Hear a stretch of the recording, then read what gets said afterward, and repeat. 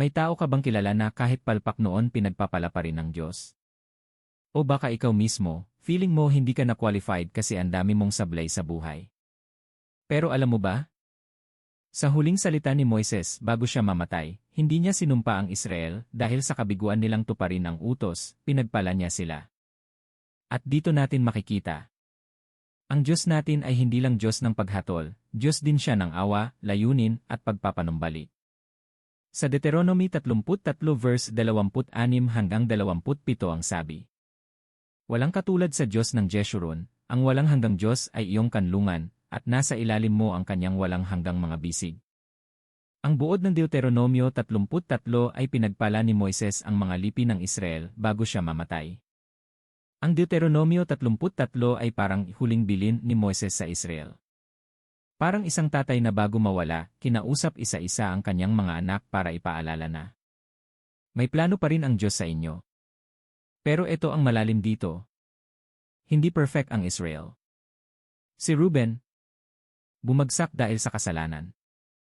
Si Levi, may madugong kasaysayan noon. Ang ibang tribo, paulit-ulit na nagrebelde sa Diyos sa disyerto. Pero imbes na puro pagkondena, nagbigay si Moises ng pagpapala sa hinaharap. Bakit? Kasi ipinapakita rito na ang tipan ng Diyos ay hindi nakabase lang sa pagganap ng tao, kundi sa katapatan ng Diyos. At bawat tribo may kakaibang gampanin. May mandirigma. May tagapagturo. May leader. May manggagawa. May pari. Ibig sabihin, hindi pare-pareho ang pagkatawag pero lahat may gampanin sa kaharian ng Diyos. At nagtapos si Moises sa matinding deklarasyon. Ang walang hanggang Diyos ang inyong kanlungan. Sa Hebreong pagkaunawa, ang kanlungan hindi lang taguan. Ito'y lugar ng proteksyon, probisyon, at seguridad ng tipan. Ibig sabihin, kahit magulo ang paligid mo ligtas ka kapag nasa presensya ng Diyos.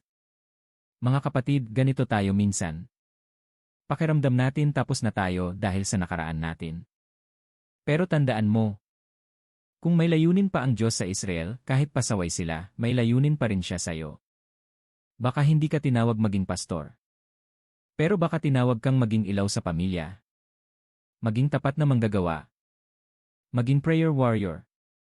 Maging tagapagpalakas ng loob. O maging taong magdadala ng iba kay Kristo. Hindi mo kailangang maging katulad ng iba.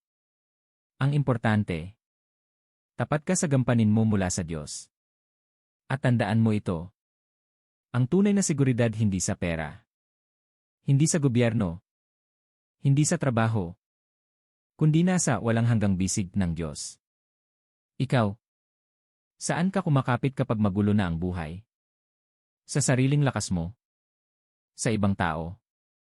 O sa Diyos na hindi nagbabago? At isa pa, ginagamit mo ba ang kakaibang pagkatawag mo para sa kaharian ng Diyos? O kinukumpara mo lang sarili mo sa iba? Tayo'y mag-pray.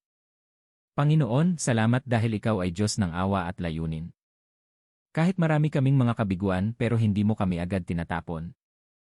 Tulungan mo kaming maging tapat sa pagkatawag na ibinigay mo sa amin. Turuan mo kaming sumandal hindi sa sariling lakas kundi sa iyong walang hanggang bisig. Ikaw ang aming kanlungan at seguridad. Sa pangalan ni Jesus, Amen. Kung may natutunan ka rito, comment mo. Ang Diyos ang aking kanlungan. At share mo ito sa isang taong pagod na at pakiramdam wala nang layunin sa buhay. Follow mo rin itong page para sa mas malalim pero simpleng pag-aaral ng salita ng Diyos, pang-araw-araw at pang-pamilya.